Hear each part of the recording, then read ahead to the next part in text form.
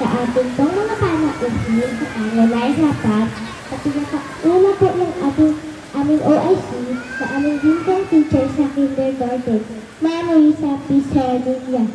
Sa ating pong guest speaker, Ma'am Mayla D. Alcalieja.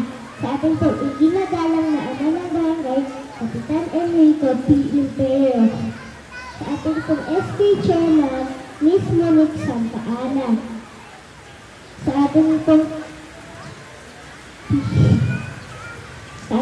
Pangulo ng PTA, Ginoong Raimundo Santos. Sa mga teachers, sa mga magulang, at sa kapwa ko, mag-aaral na isang maganda umaga po sa inyong lahat. Ang araw pong ito ay hindi lamang tanda ng ating tagumpay sa isang taon sa kindergarten, kundi hudyat din po ang simula ng panibagong kabanata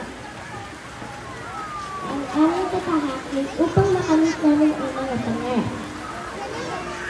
Ang araw pong ito ay isang pagdiriwang at pasasalamat. Pagdiriwang, dahil masaya ang magtagumpay ang aming natapos ang isang taon sa kindergarten na puno ng mga kaalaman na pag-aini namin sa susunod na antas. Isang taon puno ng kulay at makabuluhan. Pasasalamat sapagkat lang ay kami natutukan at magiging kulay ang aming buhay kindergarten. Maraming salamat po sa aming teacher na laging nagsilbing pangalawang magulang namin. Salamat po sa ang pagkabay, pagtuturo sa amin bumasa, sumulat at bumila.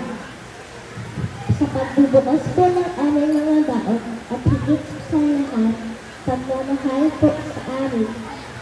Maraming salamat po sa aming mga magulang na laging nakagabay sa amin at pagmamahal sa pag-aalaga, pagtulong sa amin. Maraming salamat po. Maraming salamat po. Sa kapwa ko mag-aral sa kindergarten, maraming salamat sa isang taon puno ng kwentuhan, tawanan, sayawan, at kantahan. Maraming salamat. Ang aming pangkarangalan ng hanggang ngayon ay tanda po na mas lalo sa kami at sisikap upang makamit namin ang